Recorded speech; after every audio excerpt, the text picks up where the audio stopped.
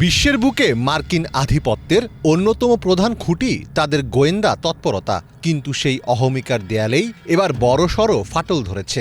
অভ্যন্তরীণ কোন্দল আর কাজের পরিধি নিয়ে রেষারেষির জেরে দ্বিধাবিভক্ত হয়ে পড়েছে যুক্তরাষ্ট্রের শীর্ষ গোয়েন্দা সংস্থাগুলো। প্রভাব বিস্তারের লড়াই আর পারস্পরিক অবিশ্বাস এতটাই চরম রূপ নিয়েছে যে চলমান ইরান যুদ্ধের মতো স্পর্শকাতর ইস্যুতেও তথ্য দেওয়া বন্ধ করে দিয়েছে খোদ সিআইএ। 2 জুন মার্কিন কর্মকর্তাদের বরাতে এক বিশেষ প্রতিবেদনে এই বিস্ফোরক তথ্য জানিয়েছে বার্তা সংস্থা রয়টার্স। প্রতিবেদনে বলা হয়, এই অভ্যন্তরীণ লড়াই 1 বছরেরও বেশি সময় ধরে চলছে। এর ফলে জাতীয় নিরাপত্তা সংক্রান্ত বিশ্লেষণমূলক যৌথ কাজগুলো মারাত্মকভাবে ব্যাহত হচ্ছে, যা মার্কিন প্রেসিডেন্টরা সাধারণত জটিল বৈদেশিক চ্যালেঞ্জ মোকাবিলায় ব্যবহার করে থাকেন।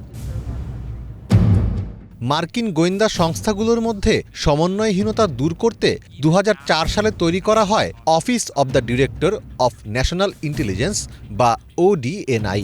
এর উদ্দেশ্য ছিল সব গোয়েন্দা সংস্থার অভিভাবক হিসেবে কাজ করা এবং সবার তথ্য এক জায়গায় এনে মার্কিন প্রেসিডেন্টকে ব্রিফ করা। কিন্তু সিআইএ মার্কিন গোয়েন্দা ব্যবস্থায় একচ্ছত্র আধিপত্য বজায় রাখতে মরিয়া। ফলে শুরু থেকেই এই 2 সংস্থার মধ্যে মনস্তাত্ত্বিক যুদ্ধ চলছে। সিআইএর যুক্তি হলো, তারা জীবনের ঝুঁকি নিয়ে মাঠ পর্যায়ে শত শত কোটি ডলার খরচ করে অত্যন্ত সংবেদনশীল তথ্য সংগ্রহ করে, কিন্তু সেই তথ্য দিয়ে দিতে হয় ODNI-কে। এর ফলে সিআইএর তথ্যের গোপনীয়তা বা সোর্সের নিরাপত্তা ঝুঁকির মধ্যে পড়ে এবং তাদের নিজেদের একক গুরুত্ব কমে যায়। এছাড়া কোন সংস্থা কত বাজেট পাবে এবং কার কাজের সীমানা কতটুকু তা নিয়েও চলে বিতর্ক। 2025 সালের ফেব্রুয়ারিতে ODNI-এর পরিচালক হিসেবে তুলসী গেবার্ড দায়িত্ব নেওয়ার পর এই বিরোধ চরমে পৌঁছায়। তিনি দায়িত্ব নিয়েই প্রেসিডেন্টের প্রতিদিনের অত্যন্ত গোপনীয় গোয়েন্দা ব্রিফিং তৈরির ওপর নিজের নিয়ন্ত্রণ প্রতিষ্ঠার চেষ্টা করেন, যেখানে ঐতিহ্যগতভাবে সিআইএ প্রধান ভূমিকা পালন করে আসছিল। এরপর গোয়েন্দা সংস্থায় রাজনৈতিক প্রভাব দূর করার নামে গেবার্ড বিশেষ টাস্কফোর্স গঠন করলে দূরত্ব আরও বাড়ে। গত বছরের মে মাসে গেবার্ড সিআইএর 2 জন সিনিয়র কর্মকর্তাকে বহিষ্কার করেন। এরপর আগস্টে তিনি 37 জন বর্তমান ও সাবেক কর্মকর্তার সিকিউরিটি ক্লিয়ারেন্স বাতিল করেন, যার ফলে বিদেশে কর্মরত সিআইএর এক ছদ্মবেশী কর্মকর্তার পরিচয় ফাঁস হয়ে যায়। তীব্র বিতর্কের মধ্যেই তুলসী গেবার্ড গত সপ্তাহে ঘোষণা দিয়েছেন, স্বামীর অসুস্থতার কারণে আগামী 30 জুন তিনি পদত্যাগ করবেন। প্রেসিডেন্ট ট্রাম্প এরই মধ্যে বিল পুলটেকে ভারপ্রাপ্ত জাতীয় গোয়েন্দা পরিচালক হিসেবে নিয়োগের ঘোষণা দিয়েছেন।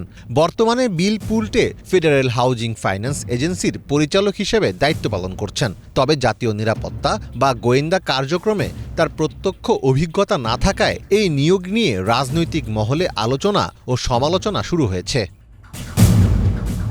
তবে মার্কিন প্রেসিডেন্ট ডোনাল্ড ট্রাম্প মনে করেন, পুলটে যুক্তরাষ্ট্রের আর্থিক বাজারের নিরাপত্তা ও স্থিতিশীলতা রক্ষার মতো সংবেদনশীল বিষয় পরিচালনায় গভীর অভিজ্ঞতা অর্জন করেছেন।